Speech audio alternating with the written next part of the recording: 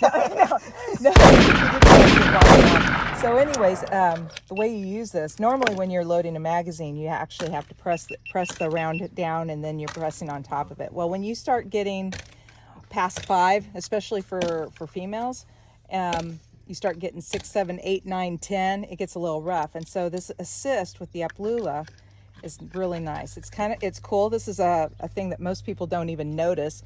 That looks like a little lock, but it's actually showing a picture of a round, so you know which direction it's supposed to be going. The idea is you squeeze first, push down, the round goes in the same direction as the picture.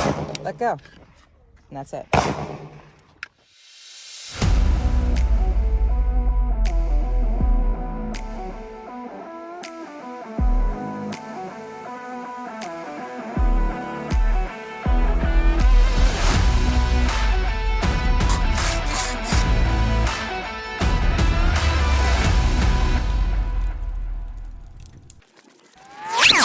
Loaded magazine. We're using full metal jacket, not the hollow points, because I'm saving money as much as I can, right?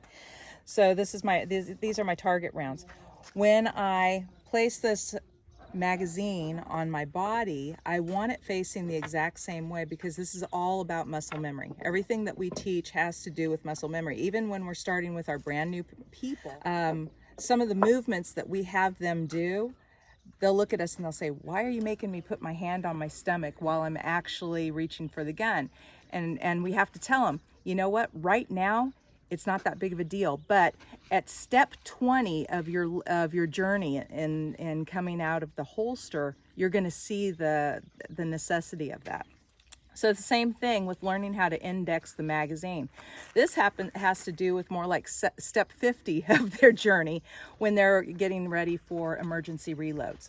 So what we do is we teach them to index it, and that basically means is you have your pointy finger on the pointy end of the round, and then we have them drop it down to the side, and whether they're placing it into a magazine holder or if they're putting it into the back pocket, it's going to go in the same direction every time, so that when they go to retrieve that magazine, all they do is they drive that finger down and they're able to pull it up, and without even looking, you're able to reload that magazine into the gun.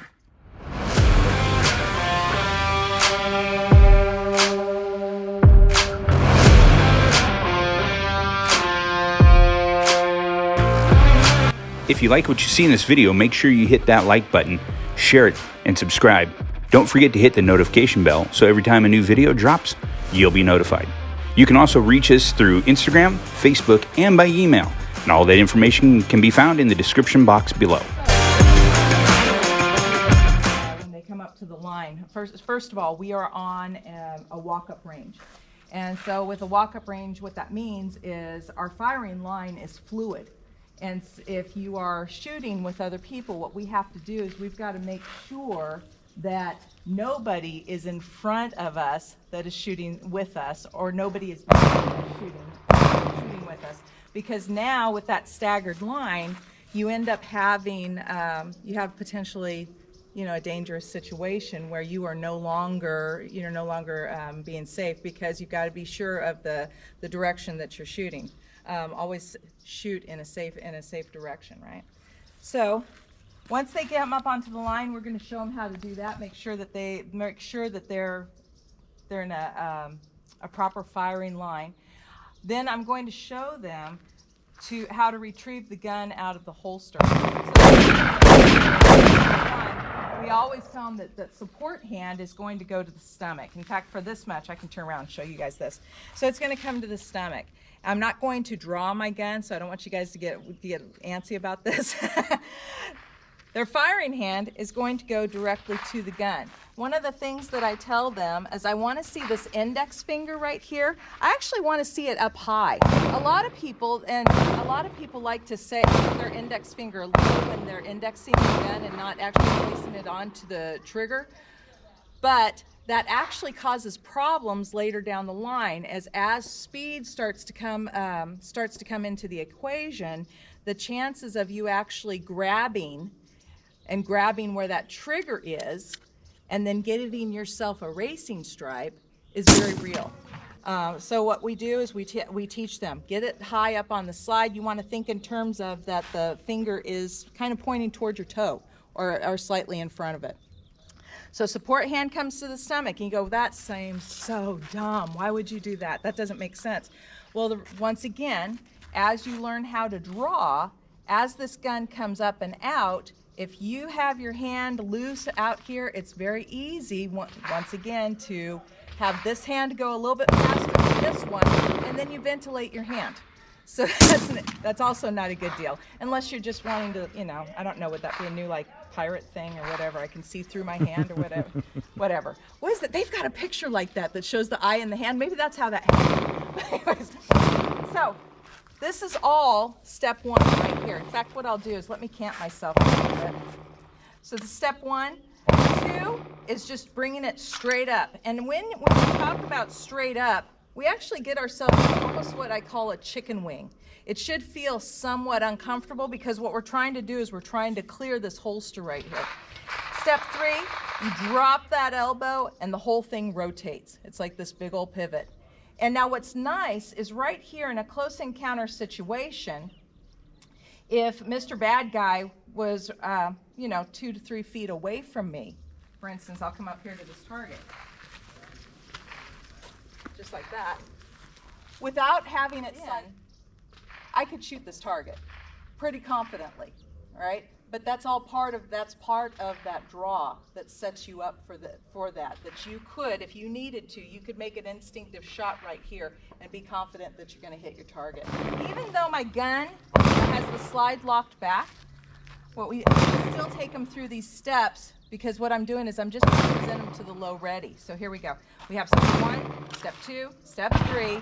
Have them marry their hands, so fingers on top of fingers, thumbs on top of thumbs, and then they're going to come out to the low ready. At this point, because we just got to the firing line, I'm going to have them do a chamber check, magazine check, because this is muscle memory that you want to ingrain it into them, because that one time that they don't check, that one time where they just go through the motions, oh yeah, it's fine, because it's always fine, is going to be the time that they have a problem.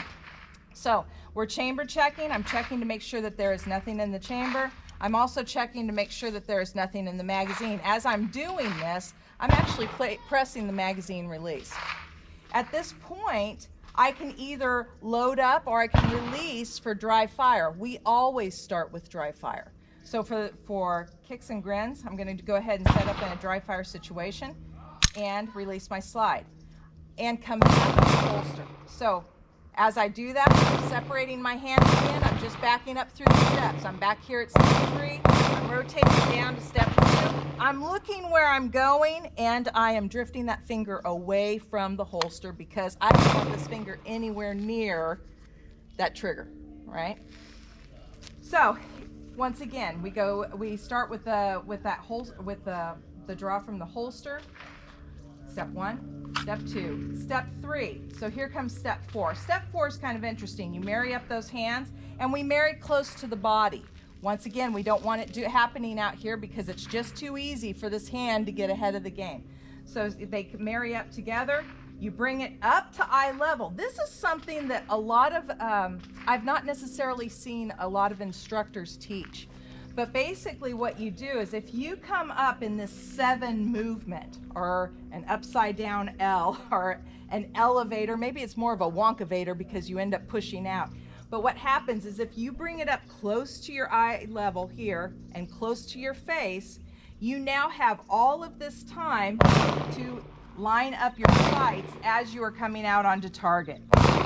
Okay, so as step 4, here's step 3, we marry up the hands, we bring it up to eyesight level, push out. I've lined up my sights, so I have my front sight is on the target, it's lined up with the rear sight, and my finger has now, because I'm on target, my finger has drifted to the trigger, and I've taken out the slack, and it's on the wall. And then all I have to do at this point is step 5, which is the actual press. Don't move the gun. We teach a controlled pair, so it's a press, reset,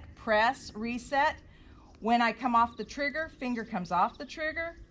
Sorry, when I come off target, finger comes off trigger. Then we come back down to the low ready, and at that point we teach them after action drills. Because the last thing we want to do is to just teach somebody how to shoot and then stay there, because yeah, because basically you end up looking like the same target that we're shooting at too. So we've got to teach people how to move.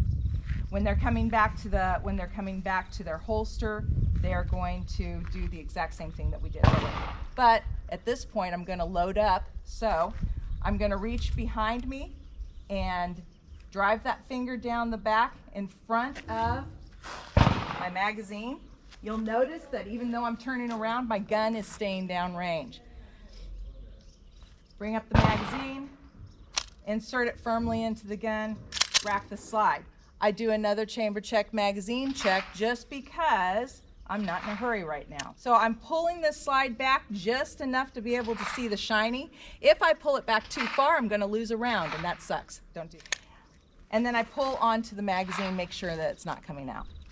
Once I feel confident with the status of my gun, I'm going to bring it back to the step 3, rotate down to step 2, look where I'm going, drift that finger and put it into the holster. Okay?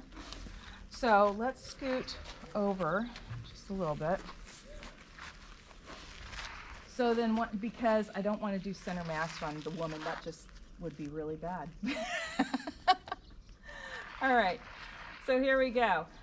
We have step 1, step 2, step 3, step 4, bring it up to eyesight level, push out, reset, reset. You always end on the reset, because you set yourself up to do that third shot if necessary. You choose not to shoot at this point. Finger comes off the trigger, back up onto the slide where it's up high. We're not down here, we're up here. We're going to come down to the low ready. After action drills would look something like this. We sidestep, we do a quick check behind, and we do a slow scan. And I'll explain those movements in here in just a second. So, let me holster.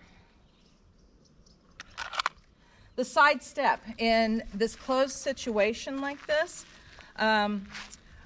you don't just, if somebody's actively shooting at you, you don't just stand there and do this side step. What we're doing is we're working on engaging our brain that we've got to move.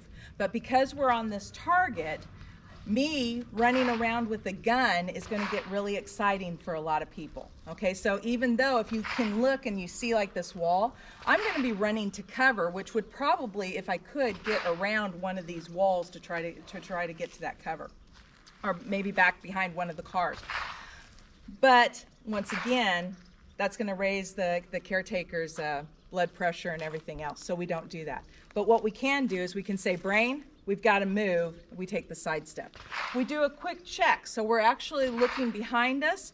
What I'll have Jeff do is stand in the background at times, and he'll throw up a number and see if people are actually looking. Because a lot of people, when they go through the motions of all of this, they'll whip their head back around, and they didn't actually see a thing, but they went through the motions. We want to make sure that they're actually taking a look and observing. The purpose behind this is that bad guys tend to run in packs, and you want to make sure that nobody's coming up on your 6. The last thing that you want to do is that slow scan. The slow scan would once again be 360. Not just from side to side, but because we're in this environment and we don't want to raise the blood pressure of our caretakers here, or the instructors or anybody else, we limit it. But what you're doing at this point is you're checking your adversary. Are they down? Are they out? Are they still a threat? You're checking the condition of your gun. Does it work? And you're checking the condition of yourself. Are you hurt? Those are the 3 things. Once everything is well or safe, life is good in your environment, that's when the gun goes back into the holster. Or if the police are showing up. If the police are showing up, make sure the gun's put away. Right? Yeah. Absolutely.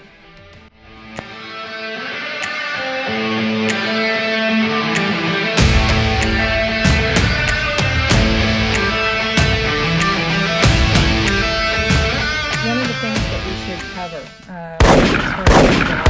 whether you're a gun owner and you're just worried about home defense, or whether you are CCW. You are all only shooting to stop the threat. That's it. You're not shooting to kill. You're not shooting if they come back and say, hey, why did you shoot this guy 10 times? And you say, well, they won't let us have more than a 10-round capacity magazine in California. That doesn't work. You just shot to stop the threat. Once they're not a threat, once they turn around and they run away, it's over. You shoot them in the back, you're going to be in big trouble. In California, and I have to keep saying that, in California. So you're shooting to stop the threat. That's it. And one more time, shooting to stop the threat. I would also add liability, legal-wise. If you have to take another person's life with a firearm, you're going to end up in court. They are going to charge you with homicide. Yes. You have committed homicide if you killed another person. Whether it's justified or not is where it comes into play in court. So you will be booked in. You will be treated like a criminal. You're going to be charged with homicide. Between you and your lawyers, hopefully you get pulled out of jail until your trial. When you show up in trial, keep in mind you shot to stop the threat. As long as there is a threat, you can continue to shoot. The idea that why didn't you shoot him in the leg? A leg wound will not stop the threat. So you have to keep in mind that you are shooting to stop the threat. And let's talk about, while we're there, let's talk about preponderance of the evidence. So when you get booked in as a person that just committed homicide, you have to justify in court that, or you're going to have to explain to the court and the jury why it was justified. All right. The rule of law changes a little bit at that point, in that you have to have preponderance of the evidence instead of 100% of being you were justified. You have to have 51% that a reasonable person in your situation would have done the same exact thing. And that gets a little tricky, because a reasonable person in Kings County, California, versus a reasonable person in San Francisco, as far as looking at your jurors, could very easily be different and seen different. So one of the things that they do is they look at, what is a threat? A threat is somebody who, and they have to have all three of these. They have to have the ability to kill you or do you great bodily harm. They have to have the opportunity to do so, and you have to be in jeopardy. All three of those things have to be in play. If one of those things are not in play, then they're going to say, no, your homicide was not justified. And that's really hard for gun people to wrap their brains around, because we've always heard you're guilty or you're innocent until proven guilty. Well, the thing here is, we're not questioning whether or not you shot this person. You're saying you probably already told the police that you shot that person, and this is what happened, and I had to defend myself. What they're doing is they're saying, okay, was it justified? And that's what Jeff was talking about. And you will have to hire a lawyer. You should have insurance, whether you're a CCW holder or just a gun owner. You should have some kind of liability insurance, because if you take that person's life or if you hurt somebody, they are going to come after you in a civil suit at the bare minimum. Even if, and we've seen and heard of cases where people were totally cleared criminally, and they said, yes, this was justified, but then the family came back and said, wrongful death. Anybody have heard of O.J. Simpson, right? Okay, he got that same deal. But if you want to protect yourself, the bottom line when it comes to guns and protecting yourself is you've got to think in terms of, this is my last stitched effort to be able to protect me and mine.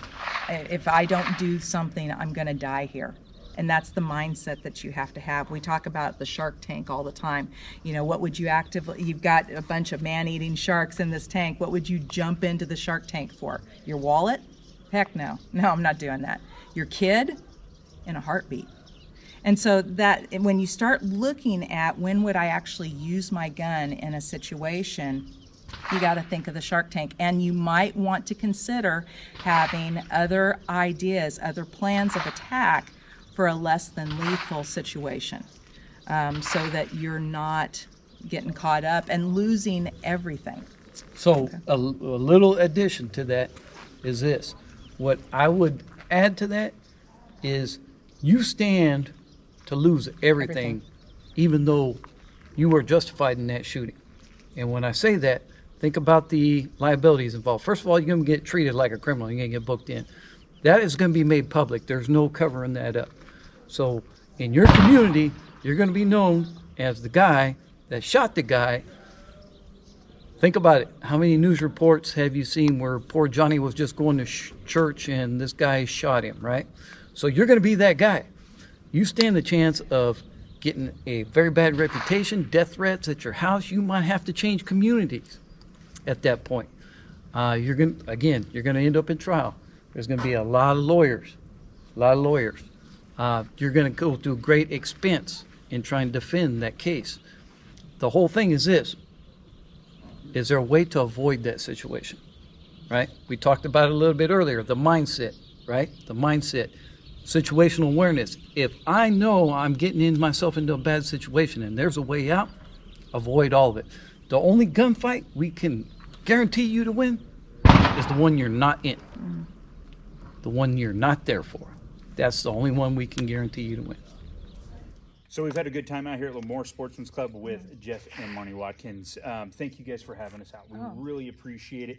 Like I said, this generally isn't something that was in our wheelhouse, but we wanted to come out because we know we have a lot of our followers and those that follow our Facebook and on our YouTube that are gun owners, and we want them to be aware of all the aspects of being a gun owner. You guys have social media or anything like that you'd like to share? Sure. Our website is nextsteptraining4me.com. And by going to our website, you can access all of our classes in the future. You can register for classes. There's a lot of information on there. You can read up on our bios. There's just a ton of stuff you can accomplish from that website. We also have Facebook page, Next Step Training, just simply that. And we're on Instagram at nextstep4me. It's the number 4. Don't get Yeah, confused. the number 4. The number 4. Also, if you're a part of our Facebook group, the Last Boy Scouts Survival and Bushcraft, we have them on as part of our team or group experts. And so if you do have questions in the future and you're a part of the group as well, you can easily shoot them a question. They'd be happy to help you out, I'm sure. Absolutely. Excellent. So what we'll do is all the information they've given us today on the legalities and stuff like that, we're going to link that in the description box below, along with their website and the Facebook. So thank you guys again for having us out. Thank you. And we've had an excellent time, and we hope to see you guys again. And definitely, I think me and Scott will probably be back out here to do some more training with you guys. Nice. So fun. with that being said, Stay safe. Stay vigilant. knowledge is your weapon. Be prepared. Have a good one.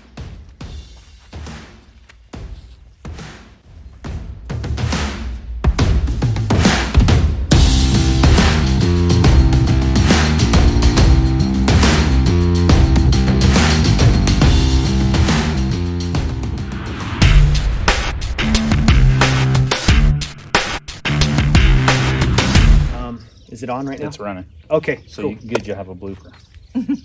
Dun, dun, dun.